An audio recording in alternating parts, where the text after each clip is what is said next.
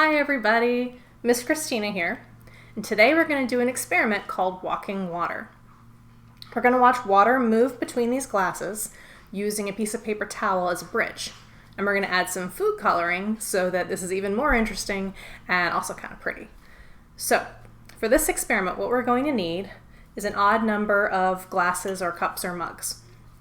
You want them to be around the same size for this to work out best. And I'm using 5.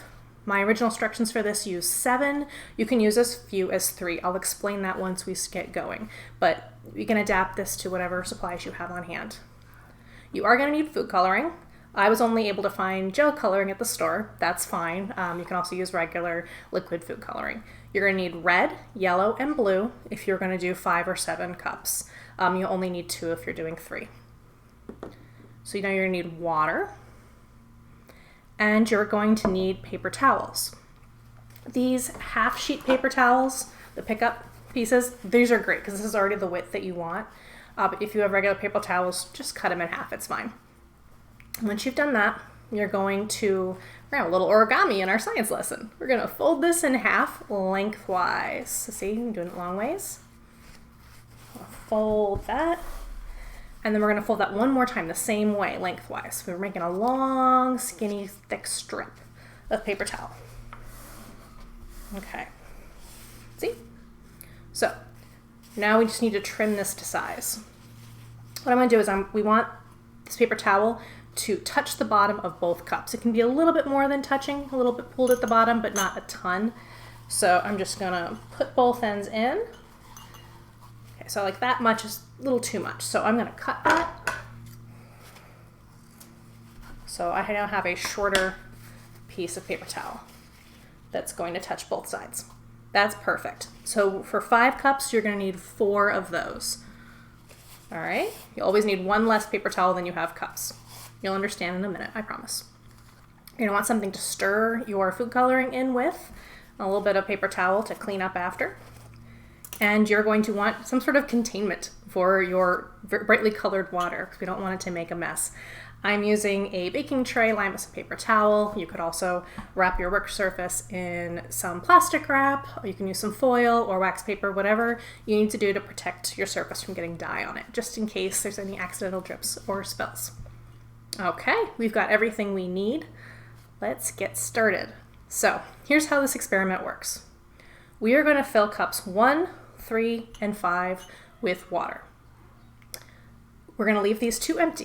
You're not going to put any water in it, no color, nothing. So we're doing every other. We're kind of leapfrogging through our cups.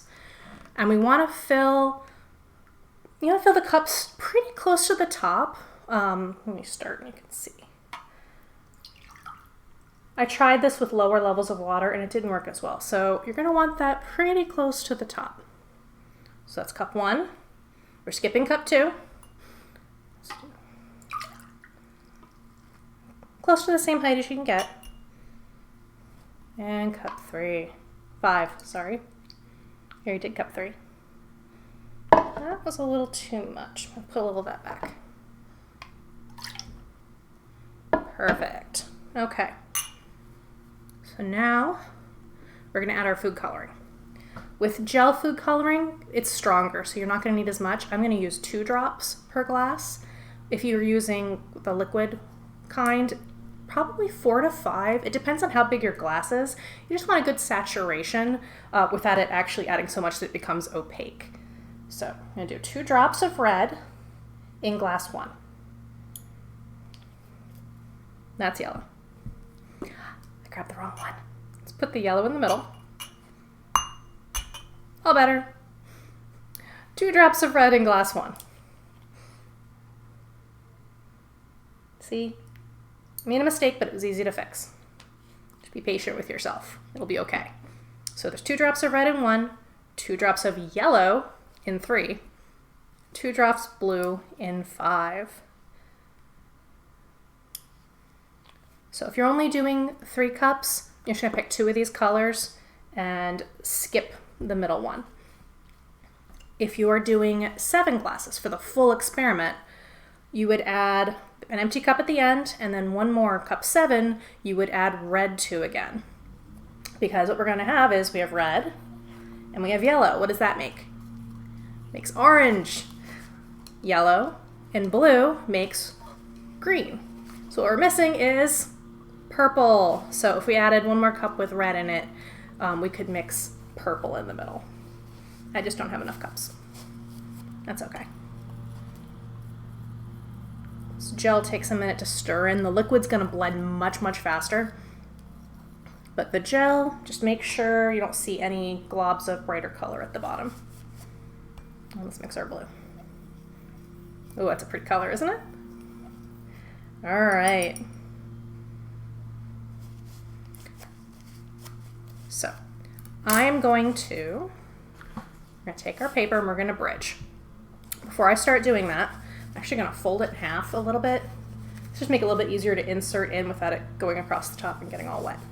So I'm going to bridge all these, and then because this takes about an hour for the total process to happen, I'm actually going to step away and we're going to speed this video up, and then after we've seen what happens, I'm going to come back and explain why what happens. So I'm going to put these in half and half. One in the colored liquid, one in the dry. You're going to see this is going to rocket right up. It's going to start almost immediately. Fold in half, put it in.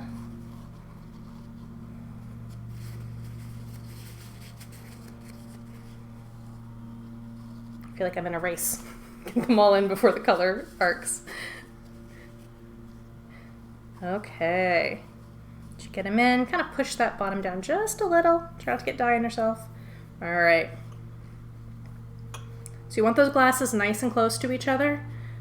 It'll make that bridge process a little easier for the water. And all right, we're gonna step away here, speed this up really, really fast, and I'll see you in a really fast hour.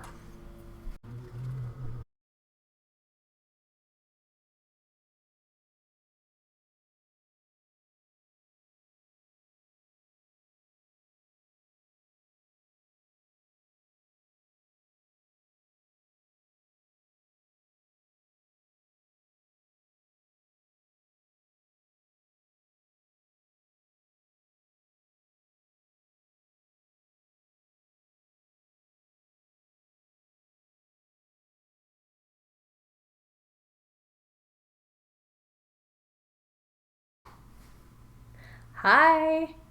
How cool is that? Alright, so I've already started taking some of the paper towel out. I'm going to show you how I do it without making too much of a mess. And take your stirrer tool, and you want to have somewhere to put this piece of paper towel because it is really, really wet and really, really full of dye. So we don't want to just put that on the table. So you can use a plate. I'm using a piece of aluminum foil, just somewhere for it to sit while it dries. So I'm just going to come up underneath it, let it drip into the glasses for a minute. And then, there we go. All right, so that's out of the way. So look what happened. So the water came from our full glasses with dye into the empty glasses. And we can tell that it happened from both sides because the color changed. So red and yellow make orange, yellow and blue make green. So why did that happen? So the water moves up the paper towels through a process called capillary action. So the paper towel is made from lots of little fibers, and the water is able to travel through the gaps in those fibers from one cup to the next. So the gaps in the paper towel act like what scientists call capillary tubes. See where capillary action comes from? So it sort of pulls the water upward because it's a unique property of water. It wants to move. It wants to climb those walls. If you hold up one of these to the light, if you look really, really close at the edge, you'll see that the water in the middle is very flat. And when you get to the wall, it starts to curve upward. You'll actually see that water climbing the wall, and that's capillary action.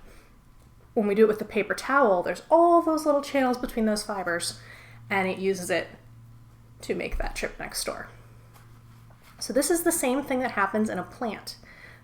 When we water a plant, we water the ground. There's roots under the ground. The roots suck up that water, and the water travels up the stem to the leaves and the flowers using capillary action. So the water is able to move upward against gravity. So normally things, when we drop them, they fall down. If we pour water, it falls down. But because of this unique property of water, those attractive forces pull it up through the paper towel, in this case up and over, to that empty space. Now, it's possible when you do this, you're not going to get this pretty good result the first time. I actually ran this experiment quite a few times before I recorded it, a couple different ways, and it didn't always work. There was one where the water just wouldn't move. That was when I filled the water too low. Having it up here, giving it that head start so it doesn't have to travel the whole length of the paper seemed to work best. I also ran this yesterday. I don't know if it was because it was raining, because it was humid, but I didn't get anywhere near this good of a result. My paper, the paper towels I took out, were completely soaked with colored water. Yesterday, there were these huge chunks of white patches where there was no dye. I don't know why. Maybe I have to experiment more. So don't be upset if this doesn't work on the first try. It's possible. Maybe your paper towel's different, maybe your dye is different. I don't know why. Be patient, give it another try, and you will eventually get a nice little color show like me. Now be careful when you're cleaning this up, because this is dye in water, so this could make a real mess and I don't want anyone getting in trouble. So ask for adult help to clean this up, as always. And I hope you had fun. I hope you learned a little something. I would love to see pictures of your finished project, especially if anyone makes the purple. If you have another red out here and you have an empty glass with purple, because I haven't gotten to see that one. So I hope I will see you guys next time. Have a great week. And as always, I really miss you. Bye.